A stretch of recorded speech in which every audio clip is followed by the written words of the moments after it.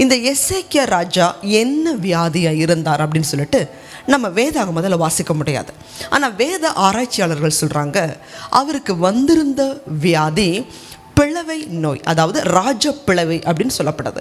இந்த ராஜ பிளவை நோய் எந்த வகையை சேர்ந்தது அப்படின்னு சொன்னால் கேன்சர் வியாதியுடைய வகையை சேர்ந்தது.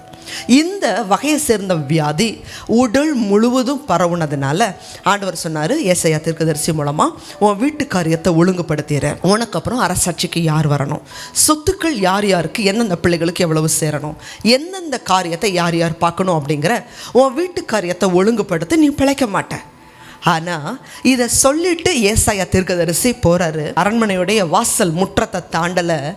ஆனால் இந்த எசேக்கியா ராஜா சுவர் புறமாக திரும்பி அந்த ஏசாயா தீர்க்கதரிசியோட காலில் விழலை. ஊழியக்காரனே எனக்காக வேண்டிக் கொள்ளுங்கன்னு சொல்லி ஊழியக்காரன்ட்ட கெஞ்சலை, மன்றாடலை, இப்படி நீங்கள் சொல்லலாமன்னு சொல்லி வழக்கடலை. அதுக்கு மாறா சுவர் புறமாக அவர் திரும்பி கர்த்தரை நோக்கி, என் ஆண்டவரே, உமக்கு முன்பாக நான் உண்மையும் செம்மையுமாய் நடந்தேன்கிறத நினைத்தருங்கள் சொல்லி கண்ணீரோட மனம் கசந்து அழுகிறார். தேவஜனமே, ஒரு மனுஷன் கண்ணீர் விட்டு அழுகிறாங்க அப்படின்னு சொன்னால் நொறுங்குண்டு பணிந்த ஆவி உள்ளவர்களிடத்தில் தேவன் வாசமாயிருக்கிறார். அப்படிப்பட்டவர்களை தேவன் புறம்பா தள்ளுறதே கிடையாது.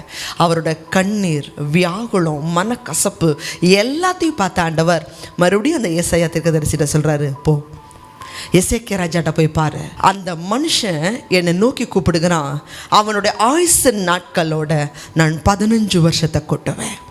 தேவஜனமே, இன்றைக்கி டாக்டர்கள் உங்களை கைவிட்டிருக்கலாம், தொடர்ந்து நீங்கள் மருந்து எடுத்து தாங்கணும், இந்த பலவீனம் மாறாது, இந்த சுகவீனம் மாறாது, அல்லது மருந்து எடுத்து எந்த இம்ப்ரூவ்மெண்ட்டுமே இல்லாமல் இருக்கலாம்.